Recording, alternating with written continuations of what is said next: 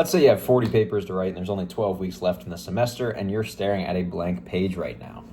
That's not too good, but honestly, don't just straight up use ChatGPT. You want to know how to use it properly. Using ChatGPT for a literature review isn't getting it to write it for you. It's using it to assist you in the process and help you find some of the things that are hard along the way. So today, we're going to look at the 4 steps necessary to use ChatGPT in a literature review without messing it up and without getting yourself in trouble, and also without being, lazy and dumb.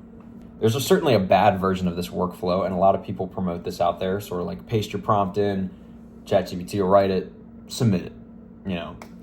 That's only 3 steps, and that's very dumb. I hope you know that this is not 2023 anymore, and that will not fly, and I'm sure your professors will catch you, give you a 0, and you will be in trouble. First off, ChatGPT may hallucinate some of its citations. It may not really cite things properly, and if you're not checking in on this, you're just going to submit something that is confusing to the professor, and they're going to know that you're using an AI tool of some sort. Second, you're going to just submit something that sounds like it's written by a robot, because it was.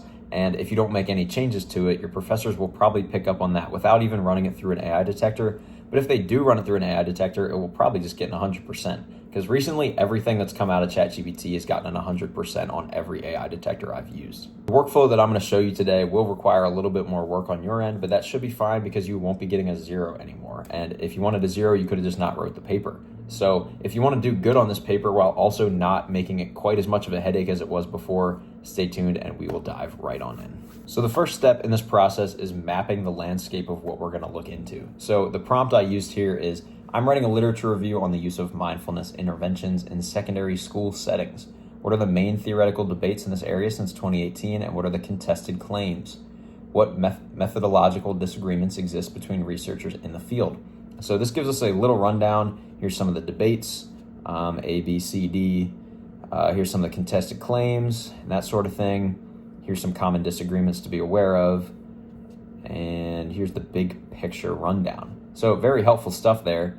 But what we want to do in a literature review is get some references and take a look at them, see what's going on, and sort of start to build the opinion for ourselves. So I asked for direct links to these references, and let's just take a quick look.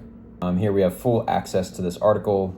There's the abstract. Like you said here, this is a very peer-reviewed, or at least scholarly paper, because there are so many references in here. So what you want to do is go to these actual references that work. So just keep an eye on what's going on here, and then eventually this will help you write the paper. What I did here, I took the abstract from that first one that I looked at that had a ton of references. Both of those were good papers. I'm not going to take a look at the rest of them, but if you are going to write a paper with multiple sources and that sort of thing, don't just take ChatGPT's word for it. So I said, summarize the main finding in 1 sentence and then identify which of the debates this paper speaks to. I copied in this abstract, and then here's a quick rundown. Positive improvements from school-based mindfulness interventions, but substantial limitations, that sort of thing. This paper speaks to the disagreements in methods and that sort of thing.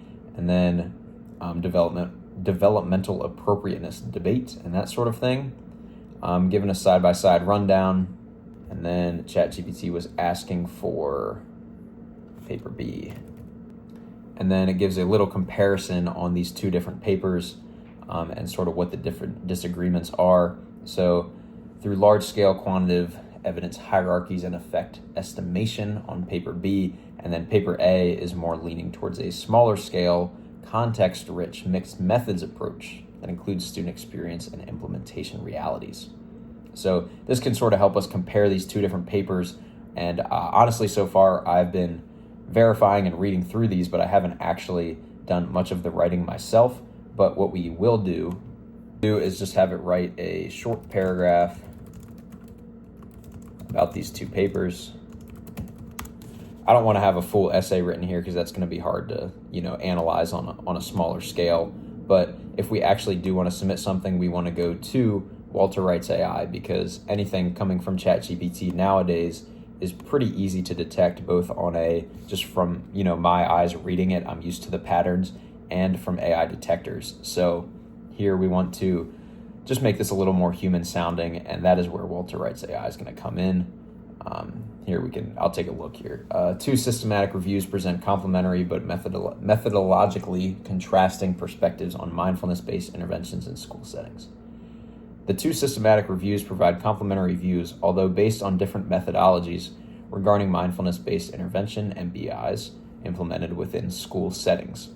So that's very helpful in terms of changing this up and making it sound a little bit more human. I like that it called out MBIs right away here. I'm not sure where it even pulled that from, but that's very helpful.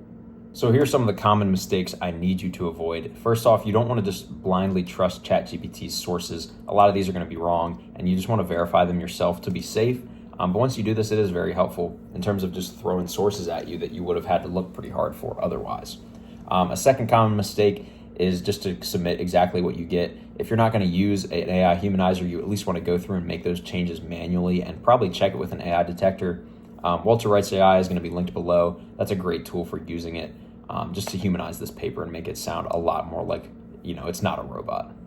And if you want more tips like this, I'll be making more videos like this all the time, and I want you to watch them, and I know you do too. So drop a like, drop a subscribe, and I will see you in the next video.